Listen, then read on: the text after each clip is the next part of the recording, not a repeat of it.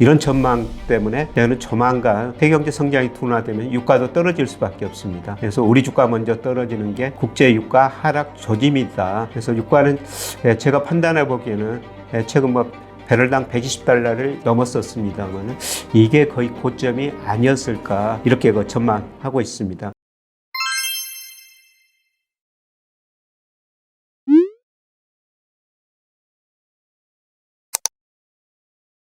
안녕하세요. 서강대 교수 김영익입니다.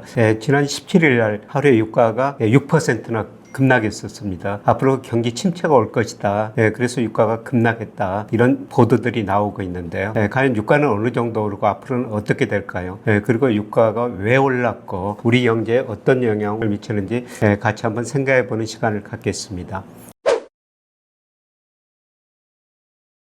유가가 그동안 많이 올랐죠. 대표적으로 우리가 두바이유를 많이 수입합니다. 그래서 2020년 배럴당 두바이유가 연평균 42달러 했었어요. 근데 작년에 69달러까지 올랐고요. 올 5월까지 보니까 100달러로 2020년에 비해서는 2배 이상 올랐죠. 국제 유가가 이렇게 오르는 이유는 수요 공급 측면에서 살펴보겠습니다. 우선 수요가 많이 늘어났죠. 2020년 세계 경제가 마이너스 3.1% 성장했어요. 이 마이너스 3.1% 성장 의미가 뭐냐면은 1930년대 대공황 이후 처음으로 마이너스 3% 성장한 겁니다. 그러나 각국 정부가 가감한 재정정책, 통화정책, 특히 미국 정부가 엄청난 돈을 썼죠. 그리고 정말 많은 돈을 풀었습니다. 그래서 수요가 회복됐습니다. 그래서 작년에 보면은 세계 경제가 6.1%나 성장했어요. 물론 기저효과도 있습니다만은 그야말로 V자형 회복이었었죠. 그러다 보니까 온유 수요가 늘어날 수밖에 없었습니다. EIA, 미 에너지 정보국이라고 그럽니다. 여기서 작년 일간 온유 수요를 보니까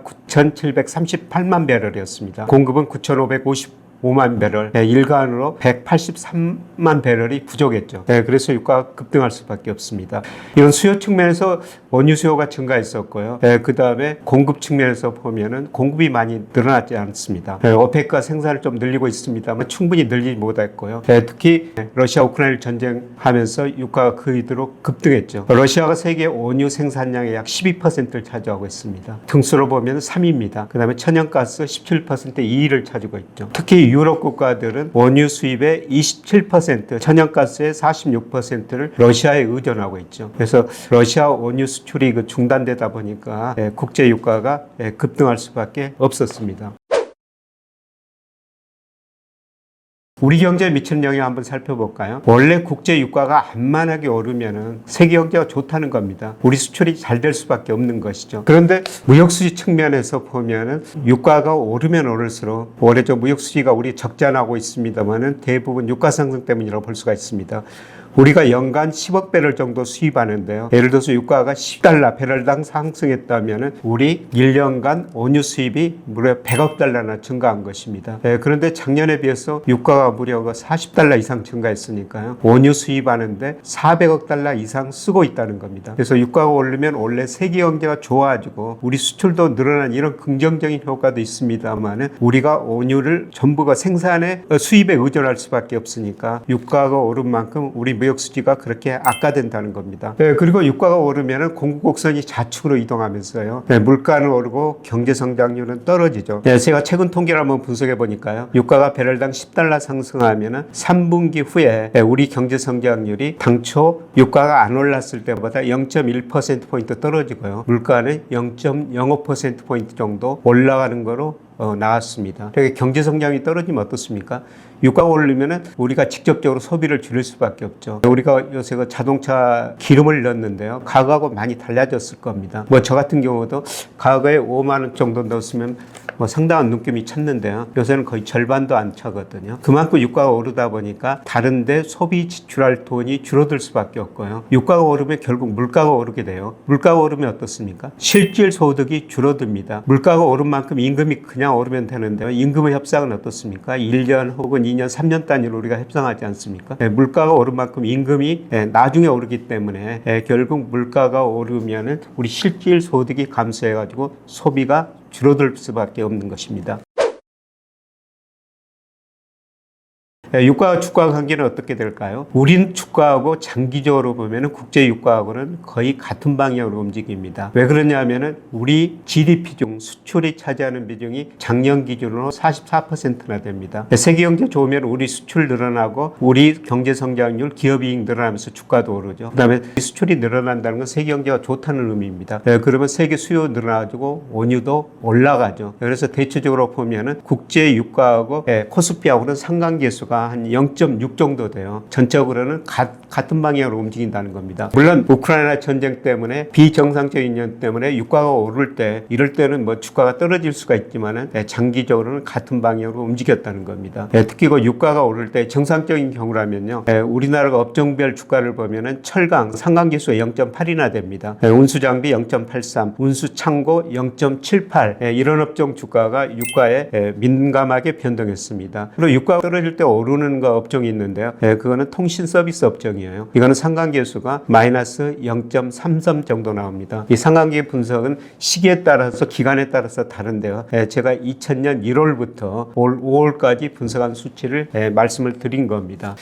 그런데 최근 우리 주가가 작년 하반기로 많이 떨어졌죠. 우리 주가가 떨어진다는 것은 무슨 의미가 되겠어요? 갈수록 우리 수출이 안 될 것이다. 세계 경제 성장이 둔화될 것이다. 이런 걸 시사하는 겁니다. 예를 들어 2007년 그때 유가가 많이 올랐습니다. 그때 배럴당 거 150달러 정도 올랐을 때요. 골드만삭스 같은 일부 IB들이 유가 배럴당 200달러 간다. 이런 전망도 나왔었거든요. 그런데 우리 주가가 2007년 12월부터 하락하기 시작했습니다. 그때 2007년 11월에 2065였었는데요. 그때부터 하락이 시작해가지고 2008년 8월까지 급락했죠. 이때 그 글로벌 금융위기가 왔습니다. 그래서 우리 주가가 먼저 떨어지고 그 다음에 세계 성장이 많이 둔화되고 유가도 급락했다는 것입니다.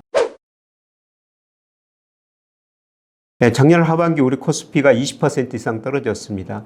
저는 이게 우리 주가가 세계 경제의 흐름을 나타낸다고 볼 수가 있죠. 대표적으로 그 에일닥의 스티븐 노치 같은 사람은 한국 금융시장을 탄광 속의 카나리아다 이런 식으로 비유하지 않습니까? 옛날 강부들이 탄광 속에서 일할 때 카나리아를 먼저 보냈다는 겁니다. 카나리아가 이산화탄소를 먼저 만든다는 것이죠. 그래서 카나리아가 비틀거리고 죽으면 이산화탄소가 새고 있구나. 그래서 강부들이 일을 중단하고 탄광 밖으로 나왔다는 것입니다. 이런 의미에서 우리 주가를 보면은 세계 경제 흐름 이런 것들을 알 수가 있는데요. 우리 주가가 이렇게 많이 떨어졌다는 것은 앞으로 갈수록 우리 수출이 안 될 것이다. 세계 경제 성장이 둔화될 것이다. 이런 전망 때문에 저는 조만간 세계 경제 성장이 둔화되면 유가도 떨어질 수밖에 없습니다. 그래서 우리 주가 먼저 떨어지는 게 국제 유가 하락 조짐이다. 그래서 유가는 제가 판단해 보기에는 최근 배럴당 120달러를 넘었었습니다만 이게 거의 고점이 아니었을까 이렇게 전망하고 있습니다. 그래서 우리 주가 급락은 결국 세계 경제 성장 둔화를 의미하고 조만간 유가도 하락할 것이다 이렇게 볼 수가 있는데요. 그런데 저뿐만 아니라 전망 기관들 보면은 내년에 유가가 올해보다 하락할 것이다 이렇게 전망하고 있습니다. 특히 EIA 아까 말씀을 드렸죠. 올해 세계 수요가 일간 원유 수요가 9,980만 배럴인데요. 그런데 공급은 1억 배럴이 좀 넘을 거로 보고 있습니다. 약간의 추가 공급이 있을 거라는 거죠. 내년에도 수요보다는 원유 공급이 약간 더 많을 것이다 이렇게 전망하고 있거든요. 우크라이나 전쟁이 이렇게 불확실하기 때문에 유가가 오르고 있습니다만 이런 거 기본 요건을 보면은 유가가 내년에는 더 떨어질 수밖에 없다. 그래서 EIA이든 다양한 IB들 포함해 가지고 유가를 전망하고 있는데요.